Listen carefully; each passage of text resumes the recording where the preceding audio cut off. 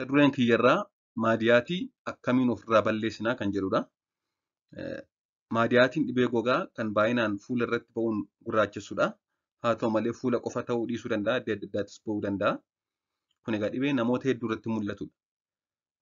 Keessumaa dubartoota biratti jechuudha. Kunis sababa seelonni gogaa keenyaaf halluu kennan kanneen meelaanoosaayit jedhaman meelaaniinii baay'inaan oomishan yookaan baay'inaan meelaaniinii oomishuudhaan akka gogaan keenyaa gurraacha yookaan taasisudha jechuudha. Maaltu nutti kaasaa yookaan maaltu nutti fida jennee ilaalle wantoota adda addaatu maadiyaatii yookaan melaazmaa nutti fiduu danda'a. Isaan keessaa kan jalqabaa ifa aduudha. Ifni aduu wantoota dhibee kana namatti fidan keessaa isa tokkodha. Keessumaa kanneen maatii keessaa dhibee akkasii qaban kanneen gogaan isaanii noormaalii saaxilamoo ta'ee ifa aduu yeroo dheeraa ifa aduu keessa turan dhibee kana godhatu. Gara biraan yeroo ulfaadha.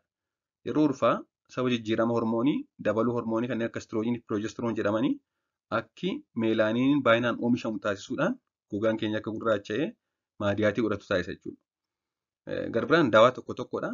Daawaa gaggabdoof kennaman akkasumas ulfattisuuf oral contraceptive pill kan liqimsan fa'aa galgala kan ija tokko tokko liqimsan kan ulfattisuuf kennaman akkasumas dibata fuulatti dibatamuun gogaa ifa aduuf saaxilan dibanni tokko tokko jiru kan fuulatti dibatamanii akka gogaan fuula keenyaa ifa aduuf salphaatti saaxilamu kan taasisan isaan kun maadiyaatiif nama saaxiluu danda'u.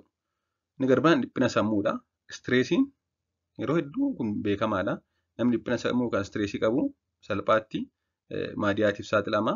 Gara biraan rakkoo hormoonii taayiroodii wajjin wal qabatee fi saalaan dubara ta'uun dhibee kanaaf nama saaxila. Mee wantootuma mana keenya keessa jiran keessaatii maal faa yoo goone dhibee kana duraa balleessuu danda'a kan jedhu haa ilaallu. Isaan keessaa kan jalqabaa akkuma jalqaba jedhee wantoota dhibee kana namatti kaasaniif dhibee kana nama saaxilan keessaa inni guddaa fi inni cimaan ifa aduudha. Ifa aduu immoo ofirraa dhorkuu ni dandeenya. Kanaaf yeroo hundaa dirqama ifa aduu keessa deemuu qabna taanaan yookaan ifa aduu keessa turuu qabna taanaan saaniskiriin dibachuudha yookaan immoo bifa biroon fakkeenyaaf dibaabee fayyadamuudhaan ifa aduu gogaa keenya irraa ittisuudha. Gara biraan dibata oliiveeraa jedhaman dibachuudha. Oliiveeraan wantoota oomishamuu meelaaniinii gogaa keessaa hir'isan keessaa isa tokkodha. Kanaaf egaa hangi meelaaniinii immoo yoo hir'ate gogaan keenya gurraacha'u kanaaf maadiyaatiin ni hir'ata yookaan ni bada jechuudha. Inni sadaffaan itittuu aannaniidha. Itittuun aannanii laaktik asiidii waan of keessaa qabuuf seelonni gogaa kanneen duraan dulloomanii du'an akka gogaa keenya irra dhabamsiifamu taasisuudhaan seelonni haaraan kan dhibee kana hin qabne kan fayyaa qaban akka oomishaman taasisuudhaan dhibee kana nurraa balleessa.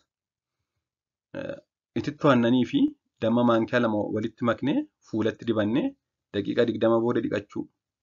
Kanas yeroo yoo goone maadiyaatii hir'isuufis ta'e fuula qulqulleessuuf yookaan addeessuuf ni gargaara.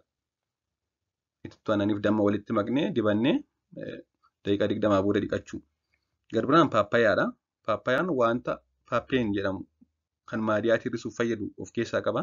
Kanaaf paappayaa xiqqoo ishee damma waliin maknee dibachuun daqiiqaa 20 booda dhiqachuu.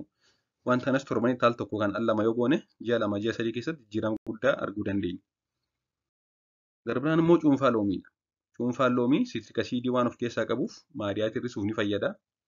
Kanas guyyaatti yeroo 2 dibannee daqiiqaa 20 booda dhiqachuun yeroo 7-3 keessatti jijjiirama guddaa arguu dandeenya. Haa ta'u malee loomiin gogaan keenya ifa aduun akka miidhamuuf saaxiluu mala. Asiidiin achi keessa jiru baay'ee cimaadha waan ta'eef namoota tokko irratti tarii shiffachuu danda'a, oksisuufaa danda'a akkasumas dibannee daayireektilii ifa aduutti baanaan gogaan keenya akka ifa aduudhaan salphaatti miidhamu taasisuu waan danda'uuf yoomiyyuu loomii dibannee ifa aduutti bahuu hin qabnu. Kan hunda goone yoo jijjiiramni jiru yoo ta'e ogeessa fayyaa mariisnee dawaa ajajaan kennaman kan ogeessi fayyaa barreessee kennu sana fudhachuudhaan furmaata argachuu ni danda'ama. Haa ta'u malee maadiyaatiin amala adda ta'e qaba. Hin badaa hin dhufaa. Kanaaf yeroo ta'e badee yeroo ta'e deebi'uu danda'a. Kanaaf yeroo deebi'ee dhufullee akkuma kana goone dhibee kanarraa bilisa ta'uu hin dandeenya jechuudha. Waan dhaggeeffattaniif galatoomaa turtii gaarii.